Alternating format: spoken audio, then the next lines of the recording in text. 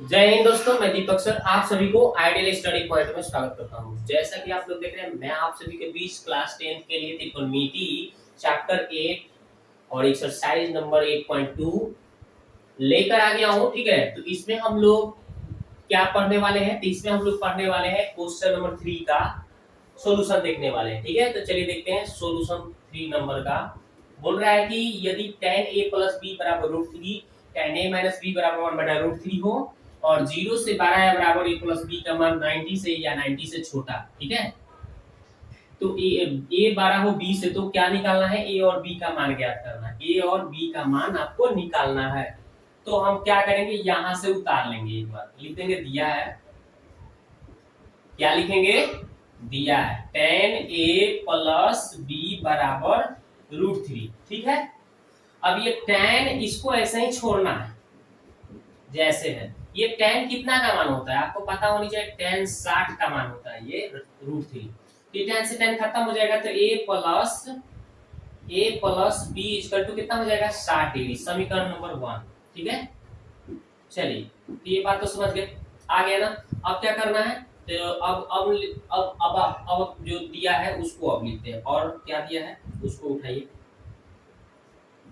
तो क्या लिखा है? tan a minus b, a minus b बराबर क्या है? 1/√3 लिखा है। तो यहां भी हम क्या करेंगे? वही काम करेंगे, tan a माइनस b। और ये किसका मान है? tan कितना का मान है? तो tan 30 का मान होता है। tan 30 का, तो ये tan से tan खत्म हो जाएगा, तो a माइनस b बराबर 30 हो जाएगा। समीकरण नंबर 2। ठीक है, तो ये हो गया समीकरण 2। अब क्या करना है? समीकरण 1 2 को क्या करना है? हल करना है। कैसे हल करोगे? लिख दोगे समीकरण 1 प्लस समीकरण 2, यानी दोनों समीकरण को जोड़ना है। तो पहले ऊपर लिख देते हैं पहले समीकरण को, और ये नीचे पर लिख देते हैं। अब ध्यान दीजिए, तो a प्लस, इसको जोड़ने पर 20 प्लस माइनस खत्म हो गया। ए कितना हो गया? 2a हो गया। और ये जोड़ने पर कितना हो गया? 90 हो गया। इसको a का मान निकालेगा दोस्तों, तो 90/2 काटेंगे, कितना हो जाएगा? 45 हो जाएगा। तो इसलिए a का वैल्यू कितना आया? 45 डिग्री आ गया। ठीक है, पहला निकल गया a का मान। अब समीकरण 1 में रख दीजिए। समीकरण 1 में a का मान रखने पर लिख दीजिए। ठीक है, समीकरण 1 में a का मान क्या करने पर? रखने पर। तो रख दीजिए। समीकरण 1 कितना है? देखिए यहाँ पे लिखा है ना, समीकरण a प्लस b बराबर कितना? 60 डिग्री। ठीक है, तो इसको ये रखना है। a का वैल्यू कितना है? 45 है, तो रखने दीजिए 45। b ऐसे ही छोड़िए, 60 है तो 60। तो b का मान कितना आएगा? 60 में से 45 घट जाएगा, b का मान आ गया 15 डिग्री। कितना आ गया? 15 डिग्री आ गया b का मान। तो जो हमें पूछा गया था सवाल में कि a का मान कितना है और b का मान कितना है, ये ना पूछा गया था। तो a का मान 45 और b का मान 15। यही आपका राइट आंसर जो सवाल में पूछा गया था। ठीक है, तो ये 3 नंबर क्वेश्चन का सॉल्यूशन हमने इजी तरीके से बताया। अब देखते हैं 4 नंबर क्वेश्चन का जवाब। हम कितना सॉल्यूशन करेंगे? क्वेश्चन नंबर 4 का सॉल्यूशन देखेंगे। ठीक है, तो इसमें बता रहा है कि बताइए कि निम्नलिखित में कौन कौन सत्य है या असत्य है, कारण सहित अपने उत्तर की पुष्टि कीजिए। ये देखिए पहला क्वेश्चन, ये सत्य है कि असत्य है? देखिए हम आपको सवाल का जवाब बताते हैं कि सत्य है कि असत्य है। यहाँ पे देखिए दोस्तों, ये जो दिया है ना, इतना नहीं होगा, ये असत्य हो जाएगा। उत्तर में हम क्या लिखेंगे? असत्य है। उत्तर का लिखेंगे, खाली बोला है ना कि उत्तर लिखना है आपको, कारण सहित बताना है, सत्य है कि असत्य है, उत्तर लिखना है। तो इसका उत्तर आप क्या लिखेंगे? असत्य है। क्या लिखेंगे? असत्य है। क्यों? क्योंकि हम कारण बता दे रहे हैं, क्योंकि साइन ए प्लस बी बराबर, ठीक है, not equal to sine A plus sine B. ठीक है, बल्कि कितना होता है भैया? बल्कि इसका होता है, देखिए बल्कि ऐसे लिख देंगे, बल्कि आपका कितना हो जाएगा? साइन ए प्लस बी का सूत्र होता है जो 11th क्लास में बताया गया है, sine A into cos B plus cos A into sine B, ये फॉर्मूला होता है, इतना नहीं होता है, ठीक है। साइन ए प्लस बी बराबर sine A plus sine B नहीं होता है, बल्कि कितना होता है, तो बल्कि आप बताइएगा, यहाँ पे थोड़ा सा बल्कि देखिए कैसे लिखा था, इस तरह से लिखा था, ठीक है, ये ध्यान दीजिएगा। हिंदी हिंदी भी थोड़ा सा शुद्धिकरण करते चलेंगे, जो भी होगा सभी शब्द को शुद्ध शुद्ध लिखना कोशिश करना चाहिए, ठीक है। तो वही बात बोला मैंने, तो असत्य है, क्यों, क्योंकि sin a plus B not equal to sin a plus sin b होता है, ठीक है, यानी इतना नहीं होगा, बल्कि कितना होगा, sin a प्लस बी का सूत्र होता है sin a into cos b cos a into sin b, ये आपको बताना था। अब देखते हैं क्वेश्चन नंबर 2। क्वेश्चन नंबर 2 क्या कहा गया है, ये पहला काम क्लियर। दूसरा क्वेश्चन क्या है कि थीटा में वृद्धि होने के साथ sin थीटा के मान में वृद्धि होता है, सत्य है कि असत्य है, देखिए। तो ये इसका उत्तर सत्य है, कैसे देखिए आपको हम बताते हैं, सत्य है लिख देंगे, इसका उत्तर सत्य है, क्यों, क्योंकि देखिए थीटा के मान में अगर हम बढ़ोतरी करेंगे, थीटा के मान जैसे हम अगर यहाँ पे थीटा के मान में अगर हम साइन 0 लेते हैं तो 0 पर कितना बताएगा, साइन 0, अगर बात करें हम थीटा के जगह पे हम 0 भरते हैं, क्या भरते हैं 0, तो 0 का मान कितना होता है साइन 0। अगर हम यहाँ पे 30 ले लेते हैं, 30, तो साइन 30 का वैल्यू कितना होता है, आपको पता होना चाहिए 1/2 होता है, जिसको हम 0.5 कर सकते हैं। फिर इसी तरह से 60 लेंगे, ठीक है ना, अगर मान लीजिए साइन 60 ले रहे हैं, ठीक है, तो √3/2 होता है, यानी कि 1.732 ऐसे कुछ कुछ आता है, इसको आप तोड़ेंगे ना तो 0.8 है ना, 6 इस तरह से कुछ कुछ आएगा, यानी कि देखिए इससे 5 से 8 बढ़ गया। अगर आप साइन 90 का मान लेते हैं तो साइन 90 के मान कितना होता है, 1 आता है, 0 0.5 0.8 उसके बाद में 1 आ गया, यानी कि बढ़ोतरी हो रहा है, इसलिए हमारा क्या हो गया, सत्य है। क्यों भैया, क्योंकि देख लीजिए आप क्या यहाँ पे लिख लीजिएगा, कैसे लिखेंगे थोड़ा सा हम यहाँ पे देख लेते हैं, लिख देते हैं, लिख दीजिएगा। अगर यहाँ पे बोल रहा है कि किस निम्नलिखित में कौन कौन से सत्य है या असत्य है, कारण से बताना है आपको, तो देखिए सत्य है तो क्या लिख देंगे हम, क्योंकि अगर साइन 30 का वैल्यू 0 की बात करें तो 0 होता है, ठीक है ना, और साइन थीटा 30 का वैल्यू निकाल रहे हैं तो 1/2 आ रहा है, जो कि क्या हो रहा है 0.5 हो रहा है। इसी तरह से बढ़ा रहे हैं, उसके बाद में अगर मान लो साइन 60 का वैल्यू करेंगे तो कितना होता है, √3/2 आता है, जिसको हम सॉल्व करेंगे तो 0.86 ऐसे कुछ आ रहा है। अगर हम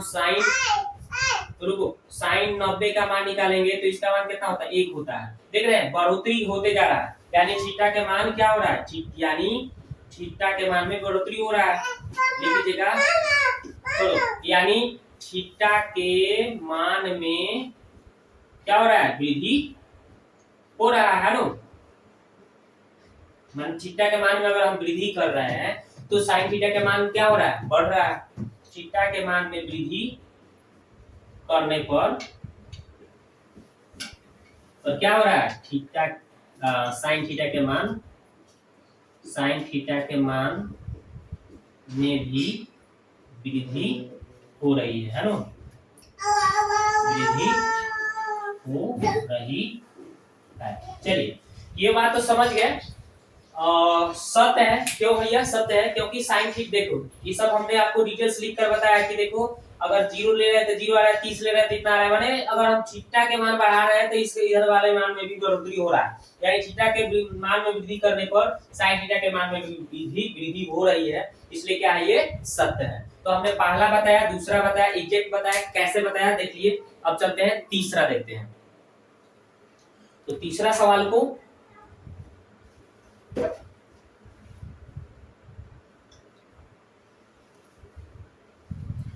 तो आप देखते हैं क्वेश्चन नंबर 3 का सॉल्यूशन देखते हैं। 3 नंबर क्या कहा गया है, तो थीटा के मान में वृद्धि होने के साथ cos थीटा के मान में वृद्धि हो रहा है कि नहीं, ये देखना है।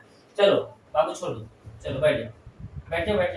देखो तो यहाँ पे 3 नंबर क्वेश्चन का सॉल्यूशन देखिए, ये हो जाएगा उत्तर, इसका क्या लिखेंगे, असत्य है, क्या लिखेंगे, असत्य है। क्यों, क्योंकि देखिए यहाँ पे हम थोड़ा सा इसका कारण बता रहे हैं, रीजन क्या है भैया, क्योंकि अगर थीटा के मान में बढ़ोतरी हो रहा है, देखिए थीटा के मान में बढ़ोतरी कर रहे हैं, तो अगर मान लीजिए थीटा के मान हम क्या ले रहे हैं, साइन थीटा के जगह हम 0 लेते हैं, बल्कि नहीं cos लेना है ना, इसमें देखिए cos लेना है, तो cos अगर थीटा के मान में वृद्धि, यानी कि पहले हम 0 लेते हैं तो cos 0 का मान कितना होता है, 1 होता है, ठीक। कॉस अगर 30 के वैल्यू की बात करें तो √3/2 होता है, जो कि 0.86 कुछ आएगा।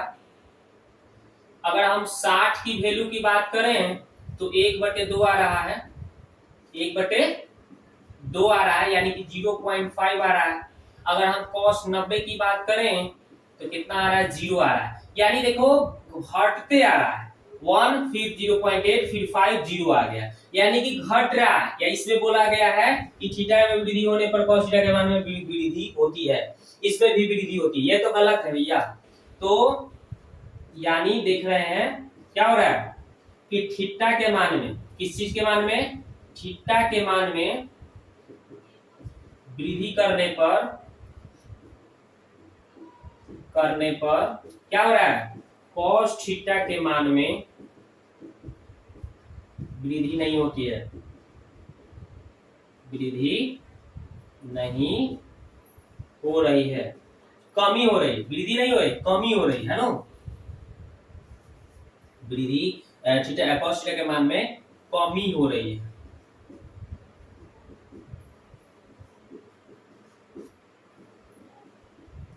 ठीक है ना।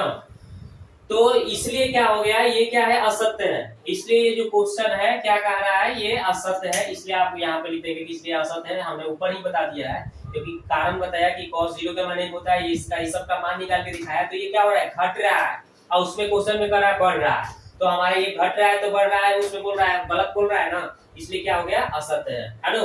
तो बात तो आप समझ गए ना। यानी आप यानी को ऐसे लिखेंगे।